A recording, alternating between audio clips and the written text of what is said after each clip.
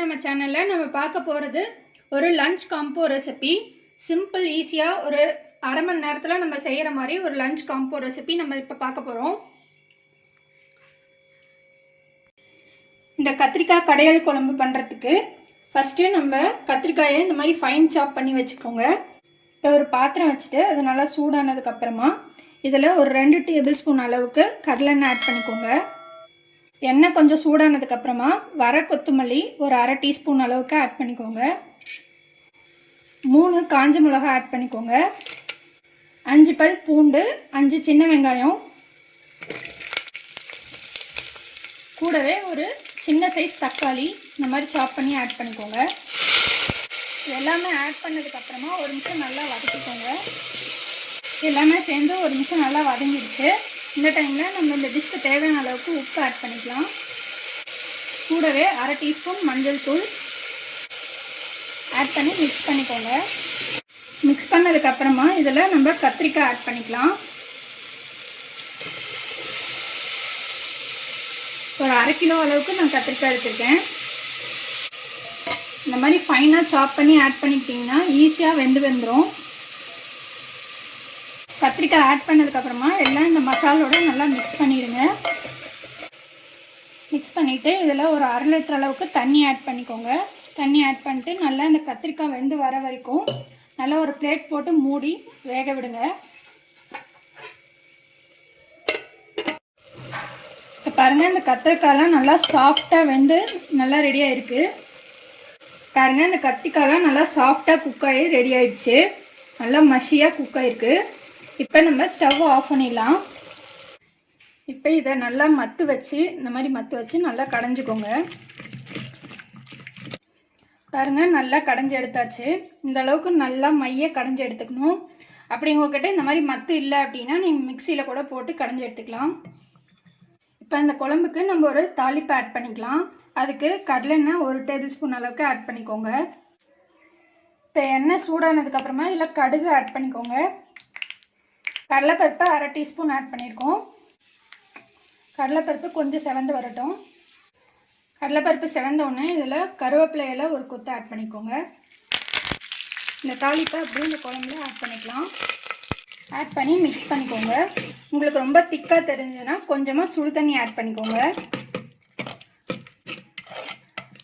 அவ்வளோதான், நம்ம கத்திரிக்காய் கடையல் குழம்பு ரெடி ஆயிடுச்சு. இதை நம்ம வேறு ஒரு பவுலுக்கு ட்ரான்ஸ்ஃபர் பண்ணிக்கலாம். பாருங்க, நம்ம கத்திரிக்காய் கடையல் குழம்பு சூப்பராக ரெடி ஆயிடுச்சு.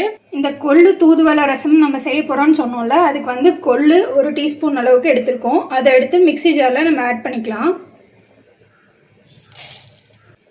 கூடவே இதில் 6 பல் பூண்டு ஆட் பண்ணுறோம். இது வந்து பூண்டு வந்து நீங்கள் உரிக்காமல் தோலோடையே அப்படியே ஆட் பண்ணிக்கோங்க. மிளகு 1 டேபிள் ஸ்பூன் அளவுக்கு மிளகு, 1 டேபிள் ஸ்பூன் ஜீரகம்,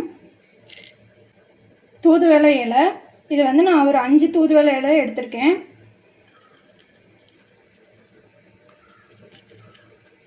பாருங்கள், தூதுவளை இலை இப்படி தான் இருக்கும். இதை வந்து நம்ம கழுவி க்ளீன் பண்ணி வச்சுருக்கோம். இது வந்து ஒரு 5 தூதுவளை இலை எடுத்திருக்கோம். கூடவே பெருங்காயம் ஒரு 2 கட்டி பெருங்காயம் ஆட் பண்ணுறேன். இது எல்லாத்தையுமே ஃபஸ்ட்டு ட்ரையாக அரைச்சிக்கோங்க. அதுக்கப்புறமா கொஞ்சமாக தண்ணி ஊற்றி நல்லா பேஸ்ட்டாக அரைச்சி எடுத்துக்கோங்க. பாருங்கள், இந்த மாதிரி நல்லா பேஸ்ட்டாக அரைச்சி எடுத்துக்கோங்க. இப்போ நம்ம ரசம் ஸ்டார்ட் பண்ணலாம். இந்த ரசம் வந்து நம்ம மண் சட்டியில் தான் செய்ய போகிறோம்.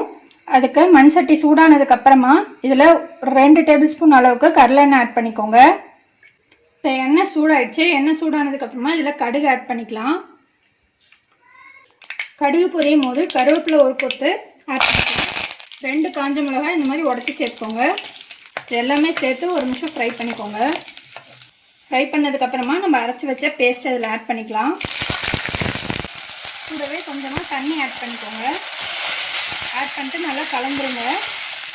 கலந்துட்டு இது கொதிக்க ஆரம்பிக்கும் போது இதில் 1 டீஸ்பூன் அளவுக்கு மஞ்சள் தூள் ஆட் பண்ணிக்கோங்க. அதுவும் சேர்த்து நல்லா கலக்கி விட்டுடலாம்.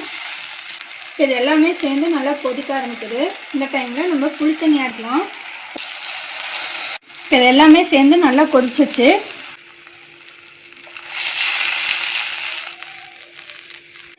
புளி தண்ணி ஆட் பண்ணதுக்கப்புறமா உங்களுக்கு புளியோட உரப்பு பார்த்துட்டு நீங்கள் எவ்வளோ தண்ணி தேவையோ அவ்வளோ ஆட் பண்ணிக்கோங்க. இந்த டிஷ்க்கு தேவையான அளவுக்கு உப்பு ஆட் பண்ணிக்கோங்க. ஆட் பண்ணி நல்லா மிக்ஸ் பண்ணி விட்ருங்க. மிக்ஸ் பண்ணிவிட்டு இது நல்லா நுர கட்டி கொதிச்சு வர வரைக்கும் கொதிக்க விடலாம். நல்லா நுர கட்டி கொதிக்க ஆரம்பிச்சிருச்சு. இப்போ நம்ம ஸ்டவ் ஆஃப் பண்ணிடலாம். ஆஃப் பண்ணிட்டு கொத்தமல்லி இலை ஆட் பண்ணிக்கோங்க. அவ்வளோதான், நம்ம ரசம் ரெடி ஆயிடுச்சு. இதை நம்ம வேற ஒரு பவுலுக்கு ட்ரான்ஸ்ஃபர் பண்ணிக்கலாம். பாருங்கள், நம்ம லஞ்ச் காம்போவான கத்திரிக்காய் கடையல் குழம்பு, தூதுவளை கொள்ளு ரெண்டும் சேர்த்து ஒரு ரசம், அப்பளம், ரைஸ், ஒயிட் ரைஸ் எல்லாமே சூப்பராக ரெடி ஆயிடுச்சு. இது எல்லாமே காம்பினேஷனாக சூப்பராக இருக்கும். ஸோ இதை ட்ரை பண்ணி பாருங்கள். ட்ரை பண்ணிட்டு உங்கள் கமெண்ட்ஸை போஸ்ட் பண்ணுங்கள், உங்கள் ஃப்ரெண்ட்ஸோட ஷேர் பண்ணுங்கள். எங்கள் சேனலை மறக்காமல் சப்ஸ்கிரைப் பண்ணுங்கள். இன்னொரு இன்ட்ரெஸ்டிங்கான வீடியோவில் நம்ம மறுபடியும் மீட் பண்ணலாம். தேங்க்யூ.